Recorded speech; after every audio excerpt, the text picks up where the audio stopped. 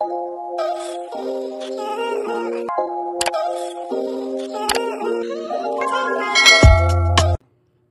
open nyo lang yung Google search sa cellphone niyo. Dito sa may search, i-click nyo lang yan. Then, search lang natin dito yung Pag-ibig website. Ito na yung website ni Pag-ibig. Click lang natin yan.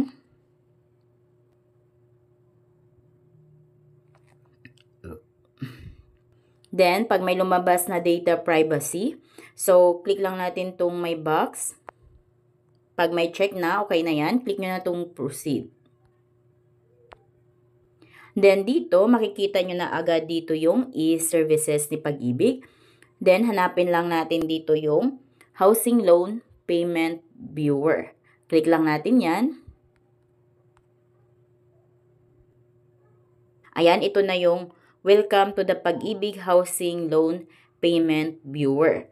Dito, lagay lang natin yung ating housing loan account number. Then, ang apelyido at pangalan natin. Then, after nyan, kung ano yung nakalagay dito na code, so yun yung ilagay natin dito. Then, after nyo ma-fill out yung apat na yan, so click nyo na itong submit. Ayan, makikita na agad natin yung account summary natin as of April.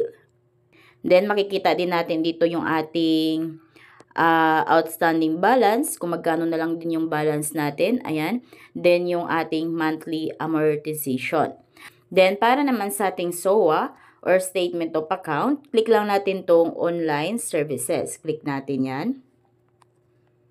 Dito sa Online Services, so, mamimili kayo dito kung ano yung gusto nyong i-check. So, kung gusto nyo ba billing statement or kaya payment history. So, click lang natin tong download. Kung gusto nyong ma-download ito sa inyong cellphone para may copy kayo ng billing statement ninyo. Then, kung i-view nyo lang, click lang natin yung view. Ayan. So, pag click nyo yung view guys, magda-download din siya. So, click natin yung download.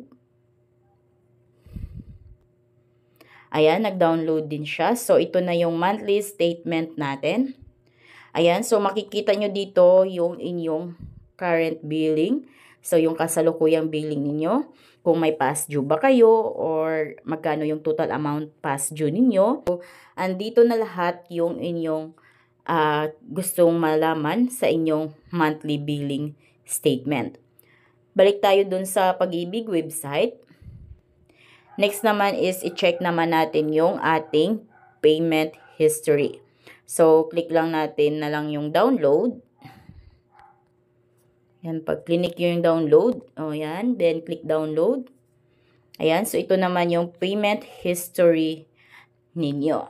Ayan, dito naman sa payment history, so andito na lahat yung mga details ng mga binayaran ninyo as of listed are the last 12 payments made. Ayan, so kung ano lang yung pinaka-latest na 12 payments ninyo is yun lang din yung ipapakita dito. So as you can see, 12 latest payments lang yung posted dito. So dito, mamonitor nyo din kung pumasok ba yung mga bagong bayad ninyo sa inyong housing loan. So, balik tayo sa ating Pag-ibig website. Ayan, yan yung dalawang makuha nyo dito guys, yung billing statement at payment history ninyo. Ganun lang guys. So, kung kayo bago sa aking vlog, please consider to subscribe para updated kayo lagi sa mga videos ko. Thank you for watching!